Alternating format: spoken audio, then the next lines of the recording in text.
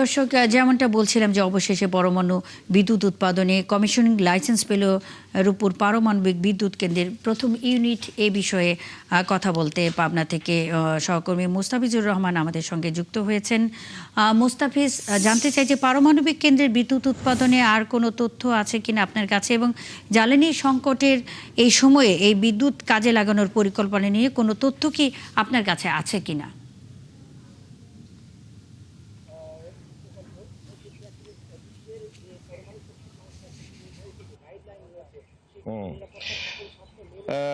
আপনি যেমনটি বলছিলেন আছে যে দেশের বৃহৎ বিদ্যুৎ উৎপাদন কেন্দ্র পারমাণবিক বিদ্যুৎ কেন্দ্রের ঠিক আমরা লাগোয়া একটি জায়গাতেই আমরা দাঁড়িয়ে আছি, যেখান থেকে আসলে আমরা যদি দেখাতে চাই যে এখানে এখানে কুলিং টাওয়ার আমরা দেখাতে চেষ্টা করছি বেশ অনেকটা দূর থেকে আর কি। তাই ঠিক পাশেই ভেসেল যেখান থেকে এই বিদ্যুৎটা উৎপাদন হবে, যেখানে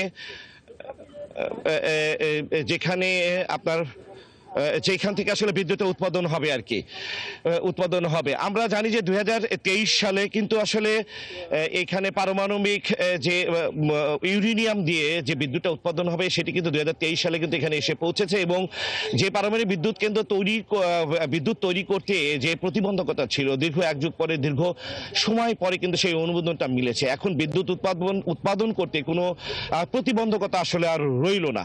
যে সকল প্রতিবন্ধকতা ছিল সেই সকল প্রতিবন্ধকতা ইতিমধ্যে দূর হয়েছে।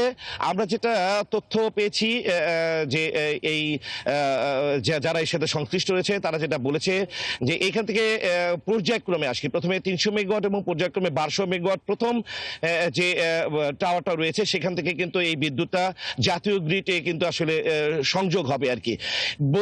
বর্তমানে বিদ্যুতের যে সংকট এবং যে পরিস্থিতি রয়েছে সেই পরিস্থিতিতে এটি হতে পারে আমাদের বিদ্যুৎ সরবরাহের একটি আশার বাতিঘর, এবং এখান থেকে যে বিদ্যুৎ উৎপাদন হবে পর্যায়ক্রমে এবং এখান থেকে যে বিদ্যুৎ সারা দেশে যাবে সেখান থেকে বিদ্যুতের ঘাটতি অনেকটা পূরণ হবে আমরা মনে করছি। স্থানীয়রা এই বিষয়টি প্রচন্ড খুশি হয়েছেন, কারণ এইখানে এই বিদ্যুৎ কেন্দ্র স্থাপনের ফলে এখানে একটি আলাদা একটা পরিবেশ তৈরি হয়েছে। এখানে ব্যবসা বাণিজ্য এবং যারা এখানে কাজ করতে আসেন তাদের একটি কর্মসংস্থান, স্থানীয়দের একটি কর্মসংস্থান, সব মিলিয়ে এই রূপপুর অঞ্চলটা, পাবনা ঈশ্বরদীর রূপপুর অঞ্চলটা একটি আমূল পরিবর্তন হয়েছে এই রূপপুর বিদ্যুৎ কেন্দ্র স্থাপনের ফলে। সুতরাং 1200 1200 2400